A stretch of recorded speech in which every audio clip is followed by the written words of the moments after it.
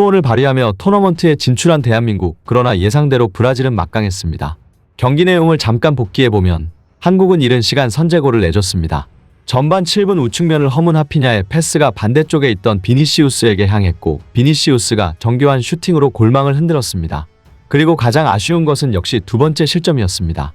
전반 12분 정우영이 히샬리송에게 파울을 범해 페널티킥이 선언됐고 키커로 나선 네이마르가 침착하게 마무리했습니다. 주심의 석연찮은 판정은 해외 팬들도 분노하게 만들었습니다.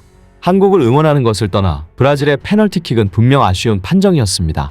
정우영이 페널티 박스 안에서 공을 걷어내려다가 뒤에서 도전한 히샬리송의 발을 걷어찼고 주심은 곧바로 페널티킥을 선언했는데 정우영은 억울함을 표했지만 비디오 판독 없이 그대로 페널티킥이 진행됐습니다.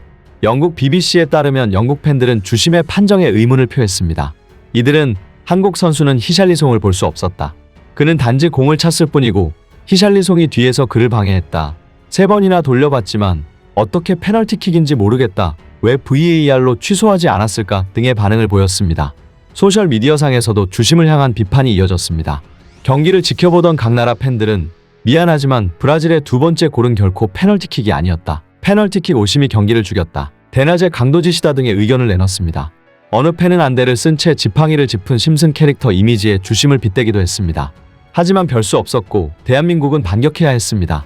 그러나 역시 최강의 벽은 높았습니다.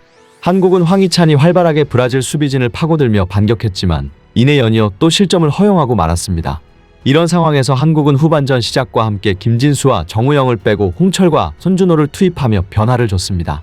후반전부터 한국의 경기력이 올라왔고 몇 차례 결정적인 찬스도 잡았습니다. 그리고 백승호가 자존심을 세웠습니다.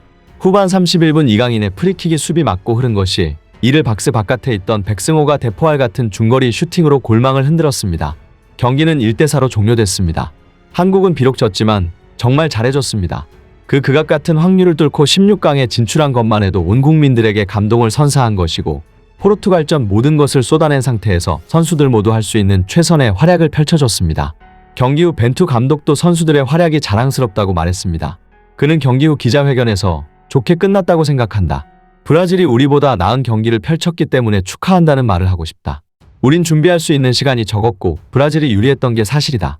그럼에도 불구하고 우리는 스스로를 자랑스럽게 생각할 정도로 준비를 잘했다. 우린 조별리그에서 잘했다고 생각한다. 물론 더 많은 득점을 만들 수도 있었지만 그래도 난 이 팀이 자랑스럽고 선수들이 잘했다고 하고 싶다라며 경기 소감을 전했습니다. 특히 외신에서조차 4대1로 진 한국 대표팀을 극찬하고 있는 이유는 어려운 상황에서 준비한 모든 것들, 할 수 있는 모든 것들을 쏟아 부었기 때문입니다. 영국 전문가들은 21세기 월드컵 역사에서 모든 것이 다 불리한 상황에 놓여있는 팀이 뚝심 있는 공격 축구를 한 것은 극단적인 언더독 팀이 세계 최강 브라질을 상대로 공격으로 맞붙을 놓는 경우는 없었다고 말했습니다. 실제로 대표팀은 브라질의 한치도 물러서지 않았습니다. 한국의 전술은 공격 그 자체였습니다. 전반전에는 아쉬웠지만 후반전에는 최강 브라질을 상대로 주도하는 경기를 했습니다. 대부분 아시아 팀들이 월드컵에서 선수비 후역습으로 경기 치르는 것과 달리 자신이 추구한 점유율 축구 혹은 맞불을 놓는 축구를 하겠다는 의지를 나타냈기 때문입니다. 실제로 우루과이와의 조별리그 첫 경기에서 한국은 뒤로 물러서지 않았습니다. 강한 전방 압박으로 우루과이를 괴롭혔습니다. 비록 0대0 무승부였지만 달라진 한국팀의 경기력에 팬들도 환호했습니다. 이후 가나전과 포르투갈전 역시 마찬가지였습니다. 이런 점을 높이 사는 해외 팬들도 있었습니다. 어느 팬은 이번 대회에서 아시아 팀들이 선전을 했다. 그들의 반격을 놀라웠다. 하지만 내가 생각하기에 이번 대회 최고의 아시아 팀은 한국이었다. 일본의 업적을 깎아내리는 것이 아니지만 일본이 스페인전 점유율 18%에 불과했다. 그 경기는 안티풋볼이었다. 하지만 한국은 브라질 상대로도 공격을 멈추지 않았다. 덕분에 정말 다이나믹하고 재밌는 경기가 나왔다. 그들의 퇴장은 월드컵 역사에서 가장 아름다운 퇴장이다라고 말하기도 했습니다. 잉글랜드 축구의 레전드 공격수 크리스 서튼도 16강전 패배에도 불구하고 한국을 높게 평가했습니다.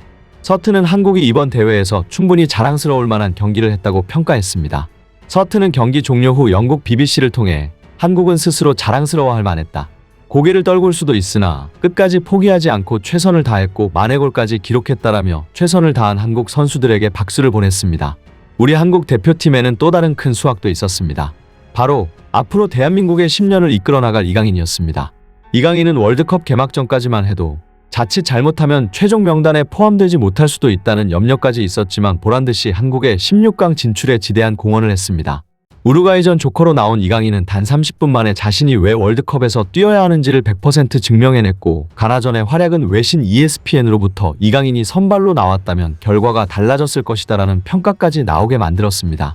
포르투갈전에서도 3선 중앙 미드필더에 가까운 롤로 출장하여 이전 경기보다 낮은 위치에서 뛰었지만 양팀 통틀어 피파올 1위를 기록하는 등 익숙하지 않은 포지션임에도 전 방면에서 훌륭한 모습을 보여줬고, 이강인 특유의 엄청난 킥력으로 승리의 발판을 만들었습니다. 특히 세계 최강 브라질전에서도 보석 이강인의 활약은 빛났습니다. 이강인은 투입되자마자 활발하게 움직이며 브라질의 골문을 공략하는 등 자신의 클래스를 보여줬고, 특히 후반 막판 하프라인 아래쪽에서 순식간에 브라질 페널티 박스 근처까지 전진하는 신기의 드리블과 그 과정에서 월드클래스 수미 카세미로를 말 그대로 농락하는 장면은 충격을 선사했습니다. 카세미로는 이강인의 팬텀 드리블에 완전히 타이밍을 뺏겼고 공이 완전히 빠진 다음 태클을 걸었습니다. 영국 BBC 분석 방송에서 언급했듯이 이는 명백한 반칙이었습니다. 비록 엉터리 주심 때문에 파울은 선정되지 않았지만 카세미로를 농락했다는 것은 이강인의 클래스를 알 수 있는 대목이었습니다. 브라질 커뮤니티에서는 이강인을 보며 메시 PTSD가 왔다며 질색하기도 했고, 실제로 이강인의 플레이를 지켜보던 브라질 벤치는 무언가에 홀린 듯 선수들이 입을 꾹 다물고 있는 표정이 포착되기도 했습니다. 이는 분명 승리를 확신하고 웃고 떠들던 모습과는 상반된 모습이었습니다. 이강인의 플레이는 전 세계에서 축구를 제일 잘한다고 하는 브라질 선수들에게도 큰 영감을 줬고, 네이마르는 직접 이강인에게 유니폼 교환을 요청하기도 했습니다. 이번 월드컵에서 이강인이 보여준 모습은 향후 10년간 대표팀을 이끌 선수라는 평가에 대해 한치의 의심도 없게 만든 것입니다.